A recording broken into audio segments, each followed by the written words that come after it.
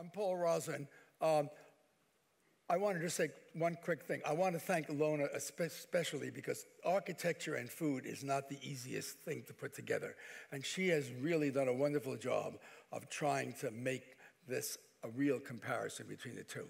So I'm going to start with a talk which is not about architecture and food, but it is about interdisciplinary, which is what this seminar is about. So just quickly, people are all worried about what they're eating. As you know, they love food. They're worried about health. And when we eat, and that's a mouth's eye view of eating, you see there. That's when you put something in your body, the stakes are high, whether you should eat it or not. And this is a little bit of, Shakespeare and Rozin combined, so it's interdisciplinary, to raise this issue of the drama of eating. To eat or not to eat? That is the question. Whether 'tis nobler in the mouth to brood or risks and trials of food ingestion or not consume the newest food. And by refusing, live on what I know is good.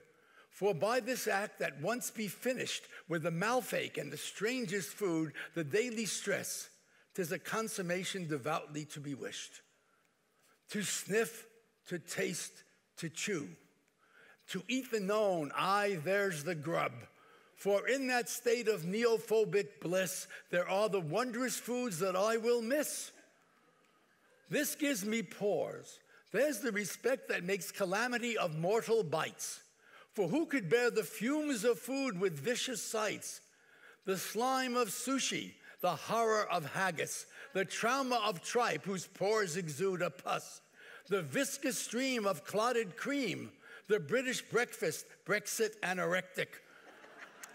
When I myself might my own flatus troll, with sickened tongue and belly ached, 'tis wisdom that I guard my buccal hole, to quell the dread of something that I slaked. The undiscovered food whose toxic mode with pain or death transforms us with its calorie load, this makes us rather bear those ills we have than fly to others that we know not of. Thus caution does make cowards of us all. I'll never taste of leg of frog and bloated blowfish, tasty but decayed, or stew of snake with lots of grog.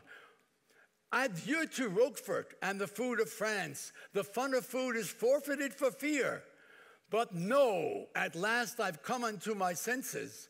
I'll take my risks, my liver has defenses.